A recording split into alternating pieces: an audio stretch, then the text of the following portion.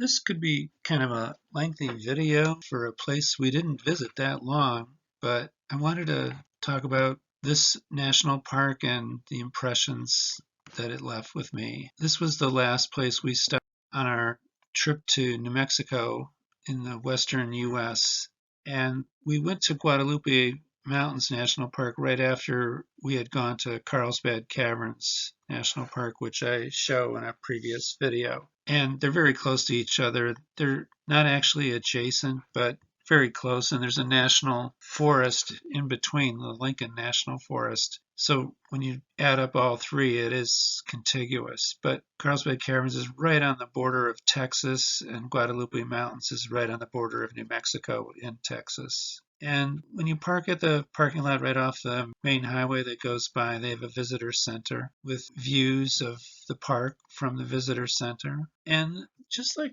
when we were in the Badlands National Park in South Dakota, they had a sign about air pollution and what was causing it. And in South Dakota, it was the same thing as here in New Mexico. They feel like a lot of the pollution is coming from Southern California and Arizona, as well as Mexico. So when people are from California and they think their air pollution problem is just a local thing that they have to deal with, it really isn't. It's a regional thing. And the foul air spreads far and wide. This shows where the different winds will take air pollution from towards Guadalupe Mountains National Park. And one of the things they note here on the sign is that the visibility is best during the winter when polluted air masses are trapped over urban areas by temperature inversions, which allows less polluted air to reach the park. So it's worst in the summer, but in the winter, if you're from a metropolitan area, especially one in a bowl like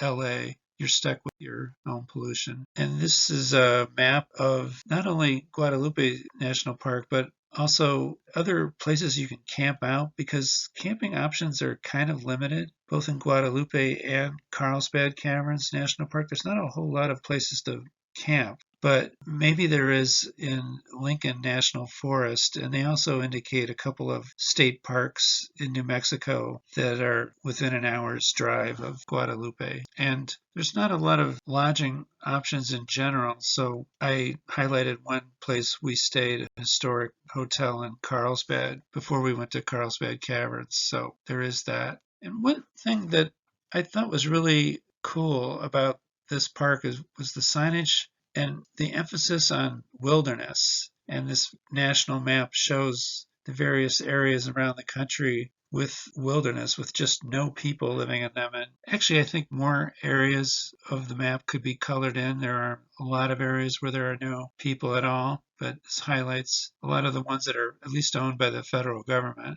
But I also thought it was cool that they included some quotes that were really interesting. It was like they were elevating this to another level. And so this one says, "Come forth into the light of things. Let nature be your teacher," by William Wordsworth. And another quote is, "Wilderness is not a luxury, but a necessity of the human spirit," by Edward Abbey. And I looked up Edward Abbey. I thought he might have been British too, but no, he was American. Married 5 times, really a free spirit, once lived in Taos. And he also was a national park ranger 3 different times, 3 different locations. So he was a writer, an essayist, and an environmental activist, among other things. Just really an interesting person. I encourage you to read about him. Wikipedia is pretty interesting. And then this sign, they're really emphasizing the positive benefits of being in the wilderness. I just thought this was really cool. Who are these people at the National Park Service? They really seem to be cool. I really am impressed. It's not just the signage here, but just the way all the national parks we've been to are so well done. And it's such a good organization. Really proud of it as an American. And they have a plaque here to honor the person who got the whole national park system started in the 1920s, Stephen Ting Mather. And the name sounded a little familiar, and it turns out a lot of things are named after him.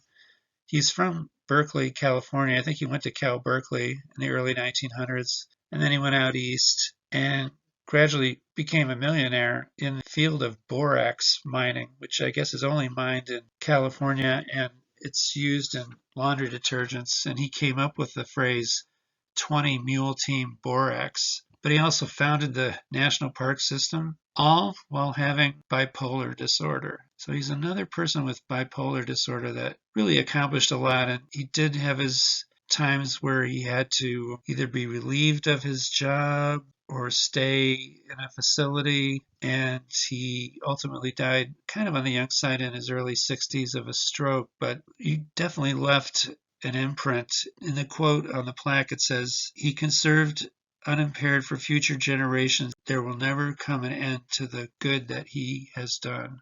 So I just thought that was really something. Another person I thought it was interesting to read about in Wikipedia. So in the visitor center, it's small. They have a bookstore, natural history museum of animals, which I'll show. But here was the bookstore, and we were looking to see what we could buy. We just got here, but we're already looking at things we could buy to commemorate the fact that we were here at this national park, which is one of the less visited national parks, but maybe that will increase over time. And so I had read about McKittrick Canyon being as one of the places to go if you come to Guadalupe Mountains National Park. So I bought a book on it. And I felt like if anybody was that moved by a canyon to write a whole book about it, I wanted to read more about it. So there is a walk that you can take. It sounds pretty easy. You can drive in, and then they have a separate little visitors area, and then you can walk in, and it's a level elevation. And the picture here, I don't think does it justice. This is part of a scale model they have of the whole national park, and I focused in just on McKittrick Canyon. And wow, it's really a steep canyon, really high walls on each side. It does look really interesting. So that's north of the visitor center that we stopped at, and it's off on a side road, but it looks really interesting. I think that's one place you might want to focus on if you come here to visit. And I'll mention a couple of other places further on. And I just thought it was funny that at the bookshop at the visitor center, they had this book about people who say they're not impressed with even the most impressive of national parks. I don't know how you could be unimpressed or nonplussed, but I saw the same book for sale at another bookstore way across the country in South Carolina, but I thought it was funny. I might pick it up sometime just to see how unimpressed some people can be. So this is a full scale model of the whole national park, and it just shows how where you are at the visitor center, it's right at the base of these mountains that rise straight up, sort of the southern end of the Rocky Mountains. And there's another canyon that we could see sort of from the visitor center, as well as a couple of the peaks that I will show pictures of. It talks about one place you can go called The Bowl, which is up top, and it sounds really cool. Like it's a strenuous hike, they say, to get up there, but when you get up there, then there's like this peaceful fir tree lined mountain valley, and I've been in such a valley in northern New Mexico, and it is really cool. Looking at scale models is an interesting way to get excited about where you're at. So these are some of the attractions, and sort of like New Mexico in general, I'm not so sure a couple of these attractions really would get me excited, but I think it's more like just have a destination, but realize that what you're probably going to really enjoy the most is the getting there rather than getting to the actual destination itself. It's just the beauty of New Mexico is what you should enjoy traveling, either in the car or hiking, what have you. So back to the visitor center. This is the small natural history museum, very compact. If you want to see all the animals it would take a lifetime to see in the wild, here they all are pretty close to each other. I just wanted to highlight some of them. And I will right after I mention that this is where the rangers work behind the counter. And they have yet another quote up on the wall, which I thought again was cool, by Thornton Wilder. "In wildness is the preservation of the world." And I just feel like this park really has it going on. They really get it, and I really like to see what they've done. So here are some of the animals. One looks like a coyote there. Another one is a prairie dog peeping up out of his hole. And then there's a badger looking furtively at the prairie dog. And it says here, "Unexcelled among burrowing animals, the muscular badger feeds primarily on small mammals by invading their tunnels. An adult badger can be ferocious when threatened and has few enemies except humans." So you don't want to mess with a badger. I think I once ran into a badger or was face to face with one in northern Wisconsin. which is the Badger State, coincidentally. So this next animal is the tree-climbing gray fox, primarily nocturnal. He's an omnivore.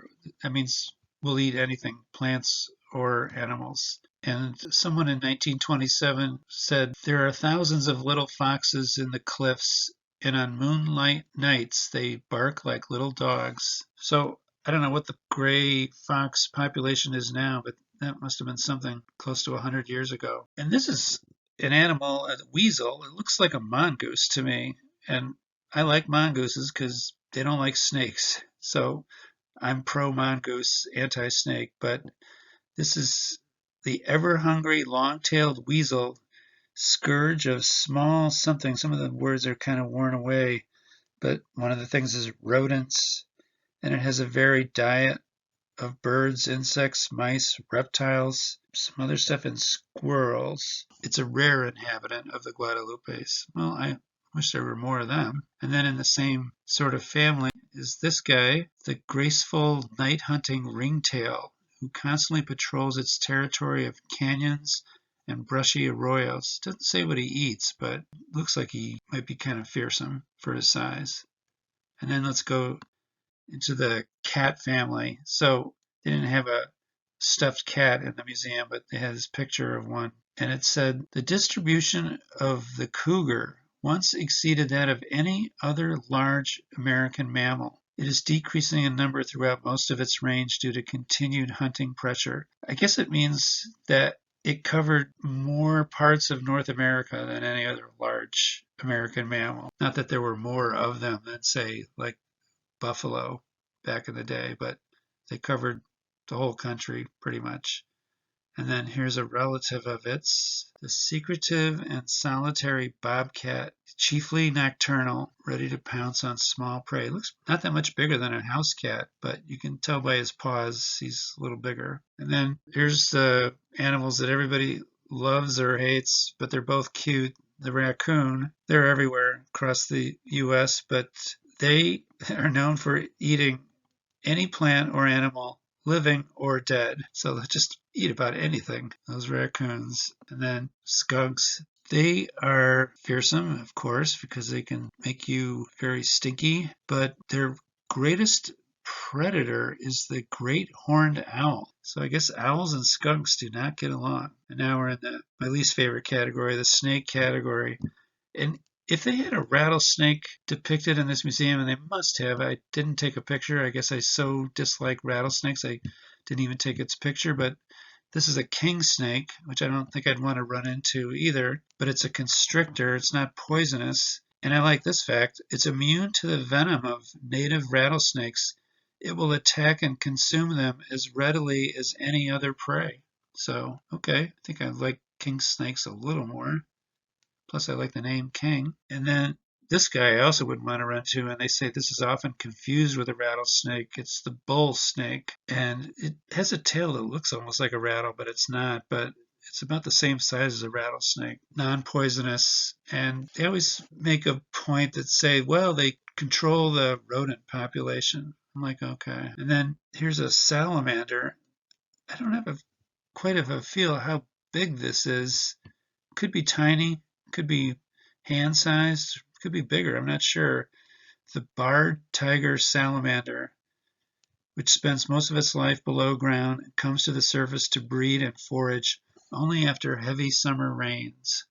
Well, we saw heavy summer rains a little bit later on, which I'll show at the end of this video. And then you have to see, they have a little arboretum outside that says what the native plant life is, and I guess we should know our major scrubby looking trees, which all can look kind of the same, but there are 3 different trees that they showed that I'll highlight: the Texas madrone, the mountain mahogany, and the red-berry juniper, all very hardy to achieve any kind of size in this dry, arid climate. And there's another sign. I just thought this was interesting, that this national park, they had to do kind of a sales job to convince the federal government to make this a national park, because it wasn't obvious. And so these 5 men were the ones who really led the way, trying to convince the federal government to establish the land as a national park, and 3 were from Texas and 2 were from Carlsbad, New Mexico, right up the road. So here's some of the scenery that you can see from the visitor center. That's that one sort of canyon that I showed on the scale model. Not McKittrick Canyon, but another canyon goes in. And this is Guadalupe Mountain itself, which is the highest point in Texas. So when I was going online, there's 2 major mountains, and I wanted to make sure I knew which was which. So I looked up to see what pictures were of which. So this is Guadalupe Mountain. And in some of the pictures I saw, it showed people who were hiking up to the top, and it included in one picture a half dozen soldiers from Fort Bliss, north of El Paso. So yeah, for things to do, they can come over here and go to other places around the army base and check it out. So it's good. Another closer shot. Views of these mountains are just spectacular. A little further away. And then this is El Capitan. And I guess between the 2 of these mountains, this is what reminded me so much of Yosemite, which I will comment on in the video clip, which I'll show shortly in a close-up. And when I was looking at the various hikes, they had a hike to the top of Guadalupe Mountain, but there were no hikes to the top of El Capitan. Maybe it's too difficult, but very dangerous. But I'm sure it would be a rock climber's bucket list item to climb this. But look at its walls. They're purely vertical. So there's other hills that you might see that might be a little more inviting, less daunting. And it does sort of make you feel like, walk from the highway. Let's go off into the wilderness. Bag of Munro, like they say in Scotland. Climb some of these hills, which look like they're easier to climb. I'm sure they're not once you start climbing them. It gets probably pretty steep. This one looked doable, especially coming from the right side. Maybe a little more gradual ascent, but there's nothing to hold on to, not too many trees. And one of the things that's helpful when I took these pictures is that there was a sort of a growing rainstorm in the distance coming from the west. So the skies were darkened. So I mentioned one other sign that I saw posted, and again, it was the theme of this whole national park about going into the wilderness. And it says, the views of Guadalupe Mountains National Park from the highway can be spectacular, but also deceptive. Hidden from view are secluded forests in the high country, shady streams that run through quiet canyons, and expansive gypsum sand dunes that glisten like snowdrifts near the west boundary. And then this paragraph really sums it all up. There are no major roads that lead through the park, and there are few quote-unquote points of interest you can drive directly to. The most rewarding way to see the park is to hike into it. 80 miles of trails offer some of the best hiking in the Southwest. Trips can range in duration from 15 minutes to several days. So unlike other national parks we've been to that do have like a road system, I'm thinking of the Badlands National Park or Smoky Mountains National Park in Tennessee and North Carolina, and Yosemite, even Yellowstone. Most national parks have a road where a lot of people just can stay on the road and hardly ever get out of their cars, but Guadalupe Mountains is not one of those parks. You can look at it from the visitor center and from the highway like we did, because we didn't have that much time, but it's really a park that is beckoning you, encouraging you to hike in, and that's the way you're truly going to enjoy it the most. It's really an emphasis on wilderness. So if you decide to do it, one of the hikes that they highlight is the hike to Guadalupe Peak, a round trip of 6 to 10 hours, 8.5 miles, but you'll get to the highest point in Texas, like those soldiers did. And I'm sure it's a fantastic view when you get up there. I've been on top of one mountain when I went to Philmont Scout Ranch as a Boy Scout as a boy in northern New Mexico, and it was just a thrill to get to the top of a mountain peak and look all over. It gets very windy and cold up there too. It's a lot different than lower elevations. Let me just take a little picture here without my wind slayer on my camera. The winds are sort of picking up. Guadalupe National Park. And this formation is called El Capitan, just like Yosemite. It strikes you as being like Yosemite, only without the water. And it's a very dry, arid climate here.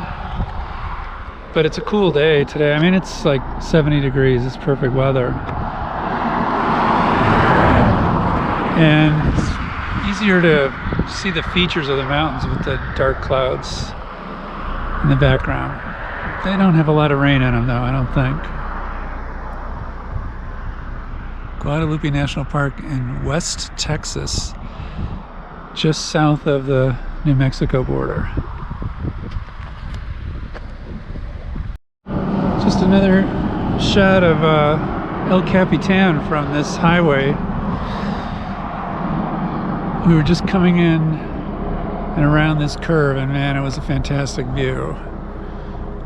Like, this should be the trail, but it's a highway. It takes you by this feature.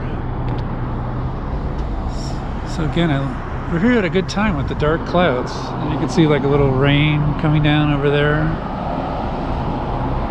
and the valley that goes out there forever. Looks like that's where the highway goes, with another little rain area. So cool. My wife was just saying how proud she is to be a citizen of the United States with scenery that looks like this. I couldn't agree more. Here at Guadalupe National Park. So that's it for our last major stop on our trip to New Mexico, ending in El Paso, Texas. So after we left the national park, we drove west on one of the more lonesome highways you're ever going to drive on, Route 62 and 180 across West Texas to El Paso. And as you can see on the map, Fort Bliss, which I mentioned, is to the north of El Paso. It's huge.